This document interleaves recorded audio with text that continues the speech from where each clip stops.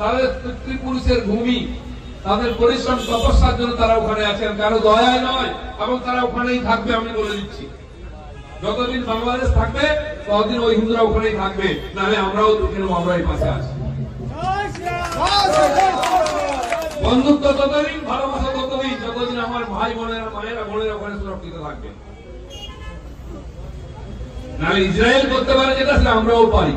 সরকার তার কাজ করছে, করুক, কিন্তু জনতা, আমরা আমাদের ভাই বোনদের গায়ে হাত পড়ছে, ধর্মে হাত পড়ছে, আমরা দুই হাতে বেঁধে পড়ে থাকবো না, আমাদের হাত পড়া হবে। আর জেনে রাখুন, বাংলাদেশের মতো দেশকে নাস্তা করতে ভারতের এক বেলা লাগে, ভুলে যাবেন না। আপনার বড় ভাই পাকিস্তানি খান সানাদের কিরম ঢুকেছিলাম আমরা, 90,000কে অ্যারেস্ট করে ছেড়ে দিয়েছিলাম, নাহলে 90,000 পাঠাবলি হতো তখন, আমাদের উদারতার জন্য ছেড়ে দিয়েছিলাম।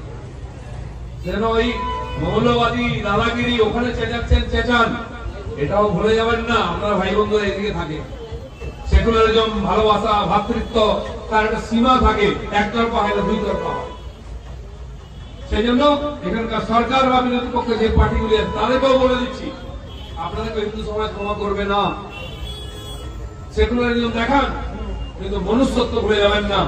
গাজায় বোম পড়লে যেমন আপনাদের কষ্ট হয়, মুসলমানরা মারা যায়, ও পাশে যখন উগ্রপন্থীরা মার খায় তখন কষ্ট হয়, কিন্তু হিন্দুরা বাঙালি নয়।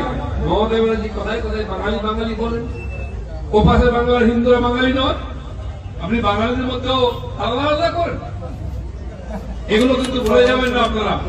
এই নেতারা ভোট পাওয়ার সময় অনেক কথা বলে, আবার আমাদের মধ্যে ভাগাভাগি করে, মতুয়াকে আলাদা করা হচ্ছে, আদিবাসীকে আলাদা করা হচ্ছে, ওবিসি কে, এসসি এসটি কে, রাজবংশী কে, সবাইকে, নেপালিকে। আমাদের ভিডিও ভালো লাগলে লাইক ও শেয়ার করুন, কমেন্ট সেকশনে গিয়ে জানান আপনাদের মতামত। আরও ভিডিও পেতে আমাদের চ্যানেলকে সাবস্ক্রাইব করুন এবং প্রতি মুহূর্তে খবরের আপডেট পেতে প্রেস করুন বেল আইকন।